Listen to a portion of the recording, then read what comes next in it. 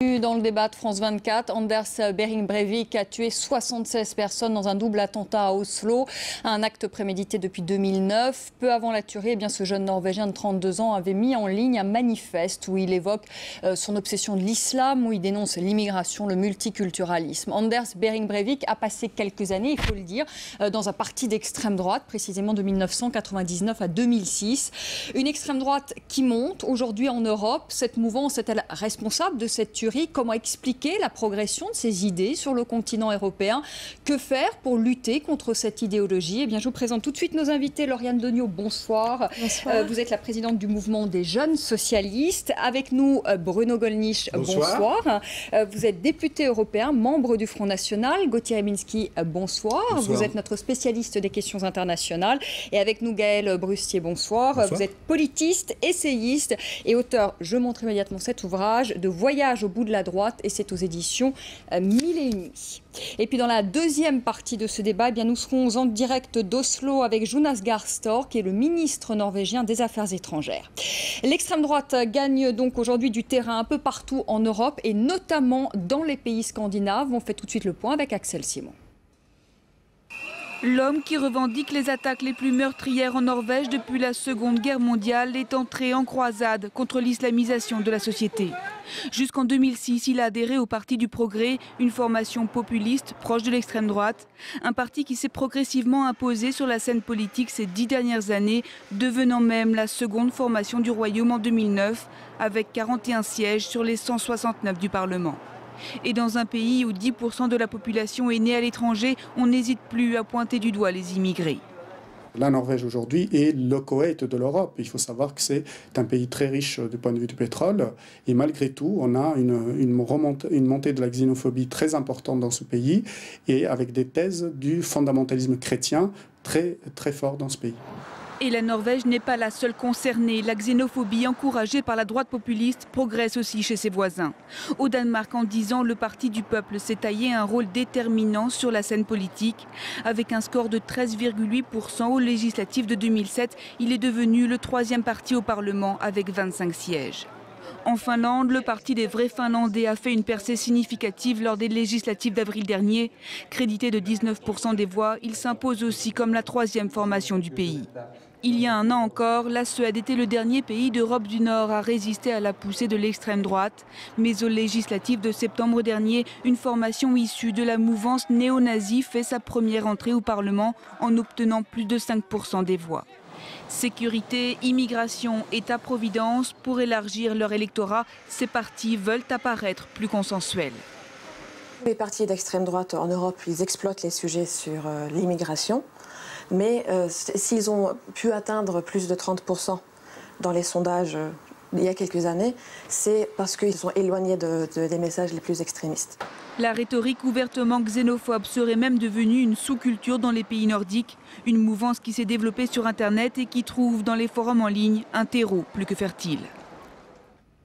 Lauriane Degnaud, est-ce que les partis d'extrême droite sont responsables de cette tuerie, de cette tragédie à Oslo, Je crois que la montée de l'intolérance en Europe, la peur de l'autre qui grandit de jour en jour, un certain nombre de réactions réactionnaires sont responsables de ce qui a pu se passer. Et ce qui nous montre, c'est que un engagement politique extrême peut se transformer en fanatisme et le fanatisme en folie. Une chose est sûre, c'est que l'acte d'Anders Behring Breivik est un acte politique, il le revendique en tant que tel, que les jeunes qui sont morts sur le camp d'Utøya sont des amis du mouvement des jeunes socialistes. Je devrais dire ils étaient des amis des militants du mouvement des jeunes socialistes et qu'ils sont morts parce que c'était des jeunes travaillistes, qu'ils défendaient les valeurs d'une société solidaire, ouverte, où chacun peut avoir sa place et d'égalité. Bruno Gollnisch, islamophobie, dénonciation de l'immigration, du multiculturalisme. Finalement, cet homme a tué d'une certaine manière au nom de vos valeurs. Non. Bon, qu'il soit clair, une fois pour toutes, que je condamne ce crime abominable, atroce, et que je m'incline devant la mémoire des militants, des jeunes militants socialistes, même si, personnellement, je ne suis pas socialiste. Je considère que le socialisme, ça ne marche pas, et c'est une doctrine que je combats.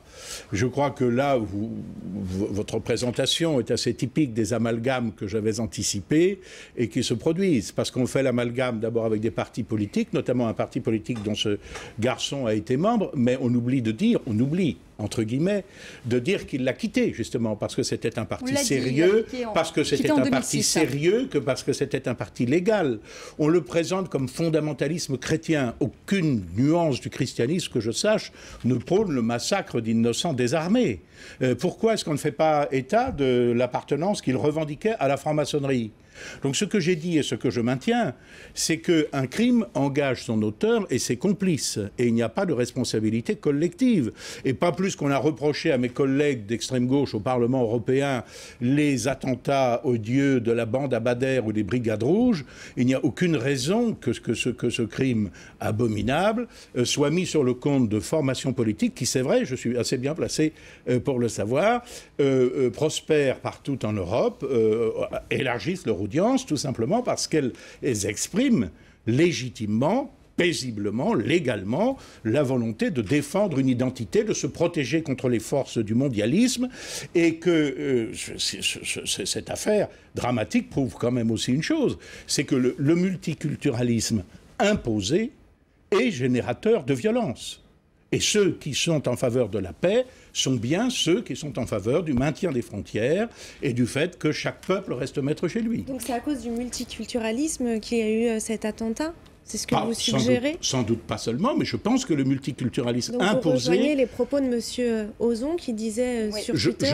Je pense en effet, Alors, je pense en effet que le multiculturalisme imposé est générateur de violence. C'est un constat que je fais exactement comme un criminologue explique la genèse d'un crime. Mais l'expliquer, ce n'est pas le justifier. Si le Front National était au pouvoir, l'auteur de ce crime abominable ne retrouverait jamais la liberté, contrairement à ce que se produira peut-être en Norvège, où la durée maximale de détention est de 21 ans, et même peut-être le paierait de sa vie. Donc c'est notre condamnation de ce crime affreux est très claire. Laurent Ozon qui explique, explique en fait le drame d'Oslo par l'immigration. Il a dit expliquer ce drame, c'est l'explosion donc de l'immigration multipliée par 6 entre 1970 et 2009. Est-ce que vous êtes d'accord avec sa position ? Le drame d'Oslo s'explique par cette explosion de l'immigration. Je ne sais pas. Écoutez, aucun d'entre nous ne sait ce qui s'est passé dans la tête de ce personnage. On sait quand même un peu, puisqu'il a pas mis un manifeste en ligne sur Internet où il développe sa haine de l'islam, il dénonce l'immigration, des valeurs que vous défendez au Front National. Ce ne sont pas des valeurs. Le fait de se protéger, de protéger une identité, ça n'est pas une valeur. Et si tous les gens... Ils se présentent comme conservateurs et comme chrétiens. Mais ce sont aussi les valeurs de M. David Cameron. On ne fait pas porter le chapeau à M. David Cameron. Et moi, je vous signale quand même une chose, c'est qu'il y a eu 76 morts, je crois, à Oslo. Combien de morts fait en ce moment notre intervention en Libye, notre bombardement de la Libye ? Moi, je suis hostile au bombardement de la Libye, dont on ne parle pas. C'est encore un autre débat. Non, mais puisque vous me parlez de l'islamophobie, j'étais hostile à la guerre en Irak, qui a fait des centaines de milliers de morts. Donc je ne suis pas un croisé contre l'islam. Le fait que M. Gollnisch ait des amis parmi les despotes et les dictateurs, ça n'est pas un mystère.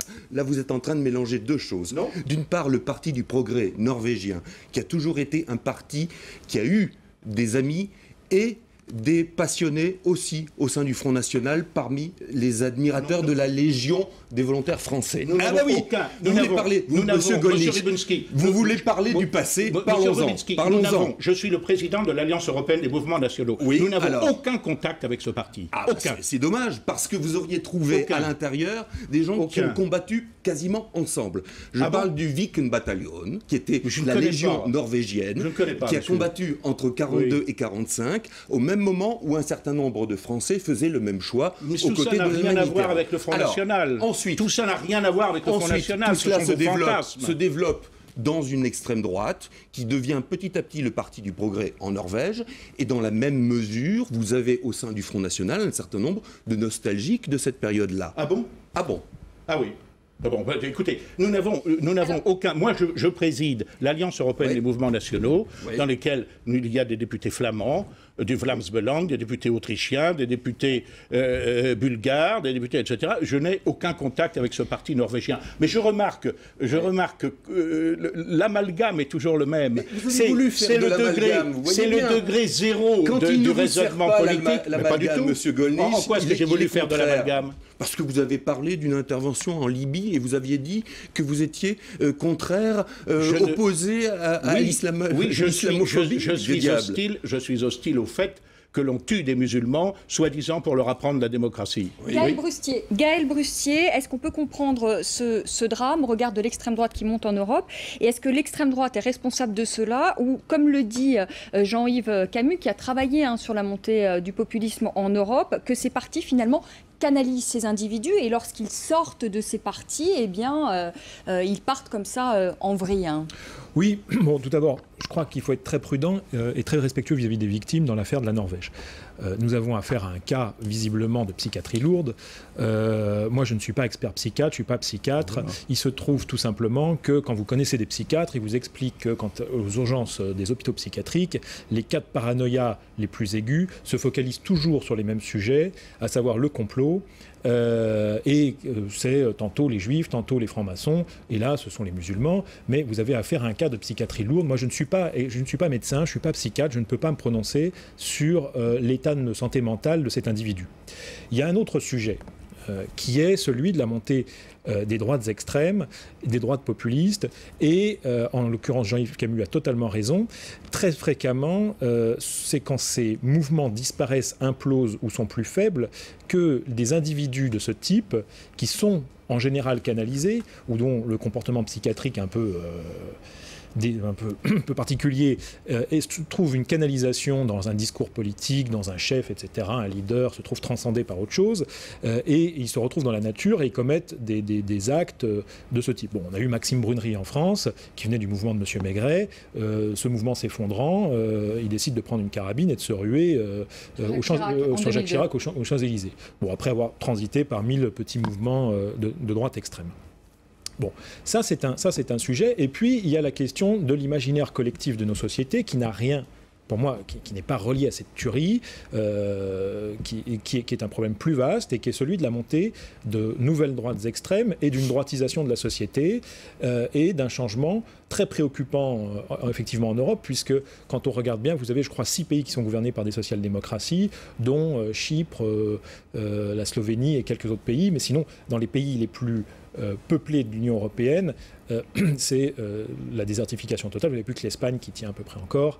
Et même quand M. Berlusconi est en difficulté, en fait, il est en difficulté au profit de ces dissidents, M. Cassini ou M. Fini, qui ne sont pas vraiment des gens du centre-gauche, on conviendrait. Donc vous avez un mouvement de droitisation, et ça c'est un autre sujet. C'est un sujet plus vaste. Et c'est un sujet qui fait appel à la domination culturelle des droites aujourd'hui sur le continent européen pour diverses raisons. Voilà. Bruno Gollnisch, tout à l'heure vous dénonciez l'amalgame qui est fait entre cet homme qui pour vous a agi de manière isolée et puis cette idéologie d'extrême droite. Mais si un attentat avait été commis par un musulman, est-ce que vous n'auriez pas fait justement vous-même l'amalgame? Je ne pense pas, car je ne confonds pas tous les musulmans. Je n'ai jamais dit, personne d'entre nous n'a jamais dit que tous les musulmans étaient des terroristes. Il y a malheureusement dans l'islam, dans les textes de l'islam, une lecture littérale qui autorise des actes de violence et que vous ne trouvez pas dans l'Évangile, c'est un fait. Bon. Vous avez la loi d'Italie quand même. C'est un peu, excusez-moi, les extrémismes, les extrêmes sont présents dans toutes les religions. Bien on sûr, ne peut pas dire qu'il y a plus d'extrêmes chez les musulmans que chez les chrétiens. Les chrétiens se sont entretués. Mais encore une fois, je ne vois pas pourquoi d'ailleurs on veut absolument coller cette étiquette chrétienne à ce garçon qui se revendique comme franc-maçon et dont on montre les photos en grande tenue. Mais encore une fois, jamais je ne prétendrai que tous les francs-maçons, soit complice de ce personnage, bien évidemment. De la même façon, c'est pas quoi qu'ait fait M. Strauss-Kahn, je ne considère pas tous les socialistes comme des obsédés sexuels. L'indécence de vos propos par rapport à ces jeunes qui se sont fait tuer dans un acte de barbarie extrême par un militant, quoi qu'on en dise, d'extrême droite. Je trouve vos propos extrêmement indécents. Mais non, pas du tout. Comparez ça avec l'affaire qui touche Dominique Strauss-Kahn, c'est d'une indécence extrême. Mademoiselle Degnaud, je compare la logique des raisonnements. Et ce que je trouve indécent, c'est précisément d'utiliser cette affaire dramatique, ce crime affreux, à des fins politiciennes, de lutte idéologique contre des mouvements qui sont parfaitement légaux, qui sont parfaitement pacifiques, qui respectent la législation et qui progressent partout en Europe. Pourquoi ? Parce qu'il y a en Europe un certain nombre de problèmes. Des idées un peu je crois qu'il y a quand même un certain nombre de faits. Des idées haineuses. L'islamophobie. Mais est-ce qu'on a le droit de ne pas souhaiter vivre dans une société musulmane ? Quel est le rapport avec... C'est parce que vous me parlez d'islamophobie. Il ne s'agit pas de vivre dans une société musulmane, il s'agit de vivre avec des musulmans. Il y a un mouvement général dans le monde qui est favorable à l'ouverture des frontières, à la libre circulation et l'établissement de toutes les personnes, quelles que soient leurs origines, de toutes des marchandises, de tous les capitaux, quelles qu'en soient les conséquences sociales et économiques. Et vous avez, face à ce mouvement, à ce mondialisme, qui se part des couleurs humanitaires, mais qui obéit à un certain nombre d'intérêts très, très, très réels, pour la plus grande satisfaction d'un petit nombre et la paupérisation du plus grand nombre, vous avez des mouvements qui résistent à cela et qui demandent ce que la France a toujours demandé, la protection de ses frontières, le fait d'être maître chez soi, de pouvoir accueillir ou non un nombre d'étrangers que l'on souhaite. Et ce sont des revendications parfaitement naturelles et parfaitement raisonnables et qui progressent effectivement partout en Europe. Pourquoi ? Parce que la classe dirigeante de la plupart de ces pays est sur une ligne contraire. Alors justement, Lauriane Degnaud, est-ce qu'il n'y a pas une responsabilité là, des partis républicains et notamment du Parti socialiste, des partis de gauche qui ont laissé fleurir finalement ces idéologies et qui n'ont peut-être pas de contre-propositions à faire, en tout cas pas suffisamment séduisantes pour ramener ces électeurs. Je pense notamment à l'électorat ouvrier, qui pour un grand nombre de ces électeurs ouvriers sont partis au Front National, ont quitté la gauche. Est-ce que là, il n'y a pas une responsabilité du Parti socialiste et plus largement des partis républicains ?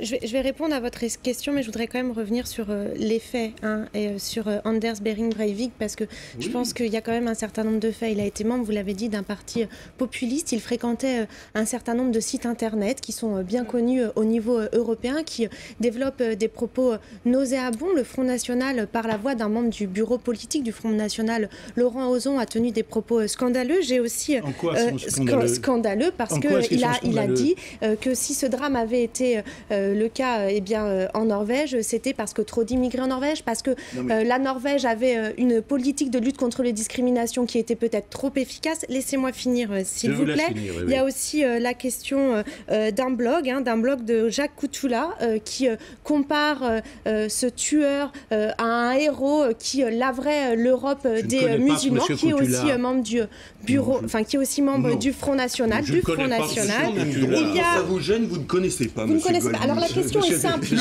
Vous êtes journaliste, vous ne le connaissez pas. Mais c'est parce que je suis journaliste qu'il m'arrive parfois d'être militant face à la mauvaise foi. Vous connaissez ce monsieur Coutoula ? Mais dites-nous, ayez le courage de cette opinion. Vous connaissez Alors, vous connaissez ce monsieur Coutoula dont on parle ? Lauriane Degnaud, s'il vous plaît. Lauriane Degnaud va vous poser la question. Vous pensez que je mens quand je dis que je ne connais pas ? Vous êtes incapable de me donner la moindre information sur ce sujet. Non, mais c'est monsieur Globinski qui a interrompu Madame Degnaud. C'est monsieur Globinski. Voilà. Lauriane Degnaud, vous posez la question et on fait juste une question à vous poser, parce qu'il y a un site internet que vous connaissez sûrement, comme beaucoup de Français, qui s'appelle François de Souche, F de Souche pour les internautes, qui divulgue un nombre de propos complètement hallucinants sur l'affaire qui s'est passée en Norvège, mais pas que, sur tous les actes xénophobes et racistes qui peuvent avoir lieu dans notre pays. Ma question est simple. Est-ce que vous condamnez les propos de M. Ozon ? Est-ce que vous demandez aujourd'hui son exclusion du bureau du Front National ? Est-ce que, puisque vous ne le connaissez pas, si Jacques Coutoula poste-là, eh bien, un militant du Front National, vous demandez son exclusion et est-ce que vous condamnez ici, publiquement, les commentaires qui sont sur le site F de Souche? Alors, on va faire une pause. Je vais vous répondre très précisément. Rapidement, Bruno Gollnisch, rapidement. Ou après la pause, si vous voulez. Non, vous êtes pour l'exclusion, oui ou non? Si un membre du Front National fait l'apologie de ce crime, ou de quelque crime que ce soit, il n'a rien à faire au Front National. Si quelqu'un comme M. Ozon, dans une correspondance privée d'ailleurs, donne un certain nombre d'explications sur la situation politique norvégienne et sur les facteurs qui ont pu conduire à cet acte criminel, je suis, moi, pour la liberté de discussion et d'examen sur ce sujet. Voilà, on fait une pause. Laurent Ozon ne sera pas exclu du Front National. On fait une pause. On se retrouve pour la deuxième partie du débat consacré donc ce soir à la montée de l'extrême droite en Europe. Nous serons notamment avec le ministre norvégien des Affaires étrangères. À tout de suite.